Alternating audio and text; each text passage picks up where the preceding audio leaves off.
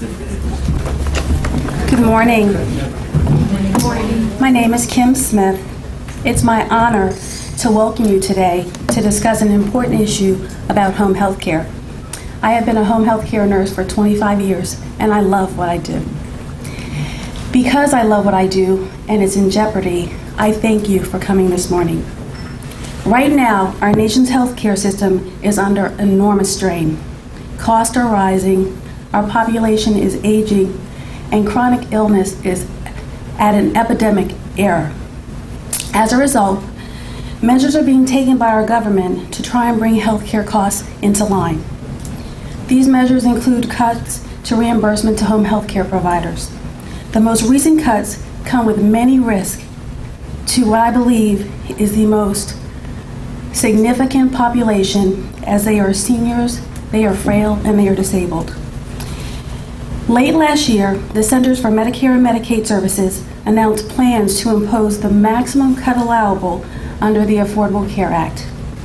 This cut is called rebasing. It will cut home health funding at an unprecedented 14%. This is a serious reduction in a very short time frame. The proposed rebasing of home health care will cut Medicare home health funding at 14% over 4 years. Cuts with this extreme will force as many as 40% of home care providers out of business. The reduction for providers leaves seniors at risk without accessible, essential care, and will force seniors to far more expensive care alternatives such as hospitals and emergency rooms. Rebasing will also jeopardize the workers of Virginia. It will cause thousands of job losses in a field that we desperately need right now. Specifically, this cut is estimated to directly impact nearly 28,000 Virginia seniors and the jobs of more than 7,700 home health care professionals employed by 68 home health agencies across the state. I feel passionately as a clinician and a home health care provider that this is the wrong direction to take if our goal is to reduce healthcare costs to our nation. Here's why. First, home health care is the preferred setting for seniors to provide care. Home health is undeniably the lowest cost setting to care for everyone. Based on this fact alone, we should be committing more resources, not less, to home health care.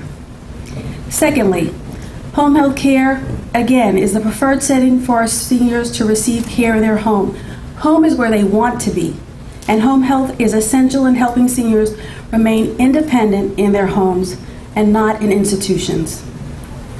Finally, home health care offers clinically advanced solutions that deal with some of America's most significant and costly health problems, especially chronic illness.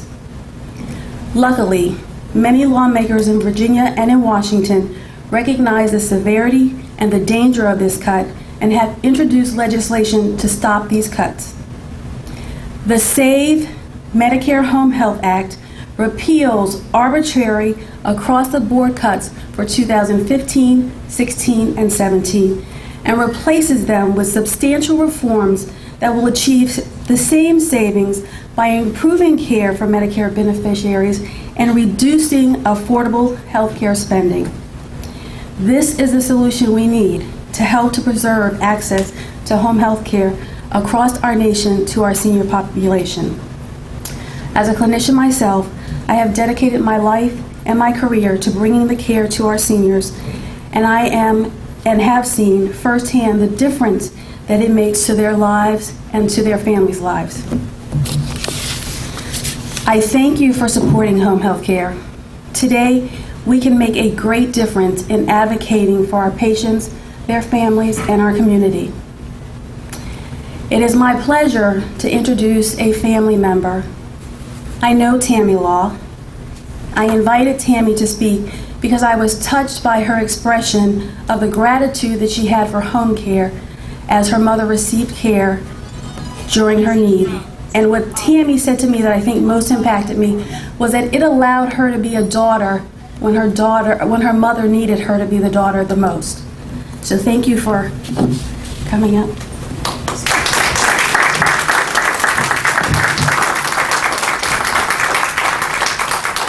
Good morning. Thank you for inviting me to share my family's personal experience with home health.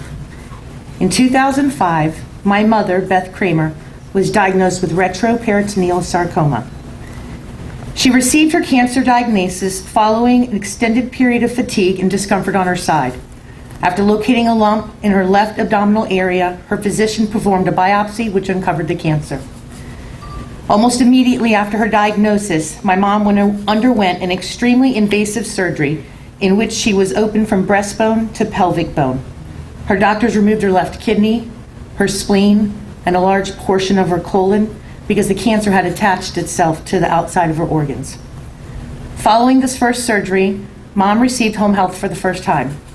Home health nurses taught my mom how to use and maintain a colostomy bag, provided wound care, and helped her with physical therapy.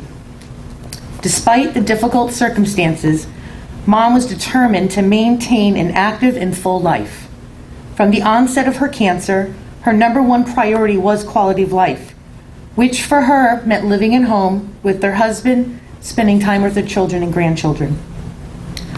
Throughout her battle with cancer, Mom had 5 very difficult surgeries. Following each of these invasive procedures, my mother went directly from the hospital to her home. She did not ever spend even one day in a nursing facility. Her final surgery was around Thanksgiving 2012. Even though she was aware this would be her last surgery, her commitment to maintaining a high quality of life never wavered. For about 3.5 or 4 months following this final surgery, my mom received home health for skilled nursing care, physical therapy, and wound care. Her incision from breastbone to pelvic bone did not heal as well as it had the first time, making wound care critical. It required home health nurse 3 times a week or more, including regular hospital visits to check the wound. She was unable to walk on her own. She required 3 to 4 months of physical therapy to help her regain her mobility, even though she still required assistance from a walker and a wheelchair. About 4 months after surgery, my mom was well enough to travel. She wanted nothing more than to spend time she had left enjoying life with her friends and family. So after she was discharged, she went to Vegas, and she had a blast. She also went to her grandkids' field hockey games. She went back to school shopping with my kids. She went to Baltimore to see a Red Sox game. She was able to go out and get her hair and nails done. It was these simple outings that meant the most to my mom during her long battle with cancer, but none of them would have been possible without home health. Because she was able to receive skilled quality healthcare services in the comfort and safety of her own home, my mom was able to continue living life on her terms. She never had to endure a long-term stay in a nursing facility. She never had to experience a rehospitalization because after the surgery, she was well cared for in her home. I must commend the hardworking and compassionate, dedicated healthcare professionals who delivered such top-notch care to my mom. She loved each and every one of them. They helped her reach her goals by being patient and understanding. They never pushed her too hard. They knew her limits and they were flexible. Their clinical expertise truly altered my mom's illness because without them, she would never have been able to achieve the quality of life she so desperately wanted in her final days. In closing, I must disclose that I too am a home health professional. Since 2007, I've been a PT assistant. While I love my job, I never fully understood how important what we do is until I experienced it through my mother's eyes. I cannot begin to imagine how different my mom's battle with cancer would have been without home health. Every Medicare patient should have the option of home health. However, I fear that the deep Medicare cuts to home health may prevent some patients like my mom from getting the home health they want and deserve. I hope this Save Home Health rally and others like it across the country will bring attention to the issue so lawmakers in Washington will stop these harmful cuts. Thank you for listening to my mom's story and supporting Save Home Health.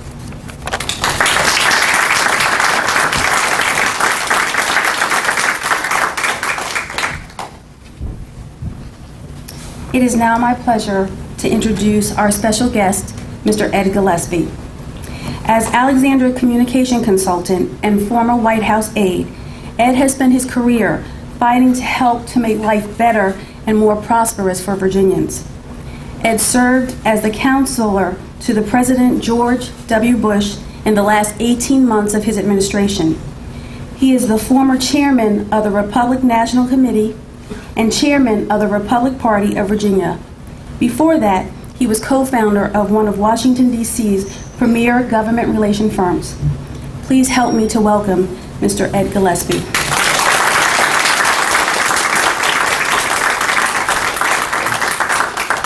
Kim, thank you very much. Great to be with you. Tammy, thanks for your story. It resonated with me. My mother, too, was the beneficiary of home health care, and it made a big impact for our family, and it was a great comfort to us. And my father was her primary caregiver, but he could not have done that alone. And the service that this sector of our economy provides is important, not just in terms of jobs and the economy. It's important in terms of the quality of life for so many Virginians.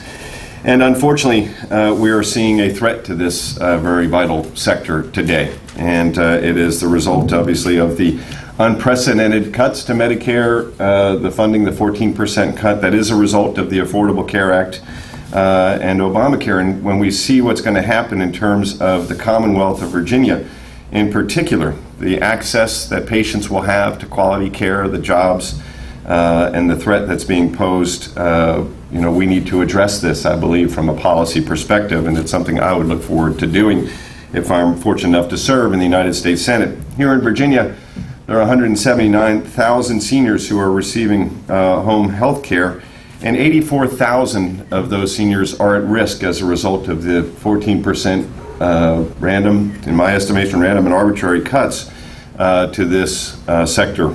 And we have 62,000 workers in this sector, and 23,000 of those jobs in the home health professional sector are at risk as a result of this policy. And on top of that, the Medicare beneficiaries in this population who are affected by these cuts, who are at risk of losing their care, tend to be older, they tend to be more poor, and they are also more sick. They're sicker than the Medicare population as a whole. In fact, more than 2/3 of these are at or below 20% of the federal poverty level, the people that we're talking about in this affected population. Most are women, 60%, as are 90% of the healthcare providers, the RNs, the therapists, the home healthcare workers. 90% are women as well. And the businesses that provide these services are small businesses, and they're at risk as well. As was noted here, this is remarkable when you have 40% who are anticipated by the CMS itself to operate at a loss. How do they expect small businesses to operate at a loss? You can't. It's going to result in bankruptcies and closures, and that's going to obviously have a very negative impact. In fact, nearly a third of those small businesses here in the Commonwealth could face bankruptcy or closure as a result of these cuts to Medicare from the Affordable Care Act. And so this legislation put forward, so far introduced in the House, is something that I'm very interested in and look forward to reviewing, but I believe that it's something I would support. The securing access via excellence to save Medicare home health, I think, is important. And I hope it would get bipartisan support. There's been bipartisan concern expressed about these cuts, and it seems to me that this is something that we could do that makes sense. By the way, not just in terms of the savings that would replace these arbitrary and random cuts, it makes sense as good policy to make sure that we have less rehospitalization. People prefer to have care in their home. I can tell you my mother wanted to be home with my father, where my brothers and sisters and I and our children could come and see her at any given time. And so it makes sense as a policy, not just as a budget number, that we have fewer hospitalizations and greater transparency about the effectiveness of home health care in mitigating higher, more expensive hospital costs. And so I will work hard on this issue. It's an area of great concern to me, as is broader concerns about the Affordable Care Act and its consequences that we're seeing all across our economy and all across healthcare. Not only this risk of these seniors and workers here in the Commonwealth of Virginia. But we know that not only are these jobs directly at stake, 7,700 jobs, immediately at stake, as was just mentioned by Kim, but we know that because of the disincentives to work in the Affordable Care Act, the Congressional Budget Office says there will be 2.5 million fewer workers in our economy over the next decade. We know that because of the health insurance tax that's imposed, according to the National Federation of Independent Business, between 150 to 290,000 jobs will be destroyed in our economy. We know from the medical device sector of our economy, high-paying, innovative jobs will lose 165,000 of those jobs as a result of the medical device tax. We also know that here in the Commonwealth, as was reported just recently a couple weeks ago, that 250,000 more Virginians will lose the health insurance that we like as a result of the requirements in the Affordable Care Act, Obamacare. And we also see skyrocketing premiums and higher out-of-pocket expenses that are squeezing too many hardworking Virginians who are getting hit by these higher out-of-pocket costs. I spoke with one woman in Danville a couple weeks ago who she carries the insurance for her family. She was just notified of a $600 per month increase in premiums. $7,200 a year. She provides the care. She and her husband both work. They have 6 children. And she doesn't know how she's going to accommodate this huge hit to their family's budget. And so we need, in my estimation, this is one more reason why we need to replace the Affordable Care Act with policies that work, with market-oriented reforms. And I will do that every day. The fact is we need to make sure that people can keep the insurance we like and the doctor we trust. We need to make sure that people can keep their home health care services and that those providers are funded. We need to move forward with reforms that are smart in how we achieve savings in this area of our budget. And we need to make sure that the quality of our care is not harmed by this. And I believe that we can expand coverage, make it more affordable, make it more portable, protect consumers and protect patients, but at the same time avert what I think are very devastating cuts that you're seeing in your sector. And I just promise you that I will fight for this as a policy, and I appreciate very much the briefing I received today. I appreciate very much being here with you today, and I thank you for the service and compassion that you in this very important home health industry provide to so many Virginians and so many Americans. So thank you for letting me be with you today. I look forward to visiting with you individually, and I will stay in touch on this issue, and hopefully, if all goes according to my plan, be in a position to help in January of next year. Thank you very much.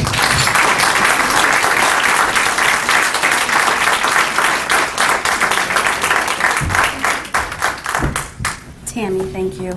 Mr. Gillespie, thank you.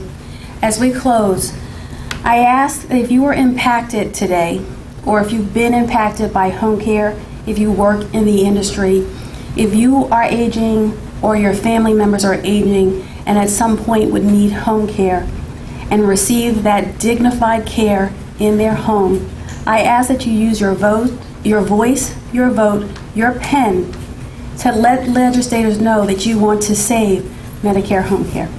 Thank you very much for coming this morning. And again, Mr. Gillespie will be here for a few minutes. Thank you.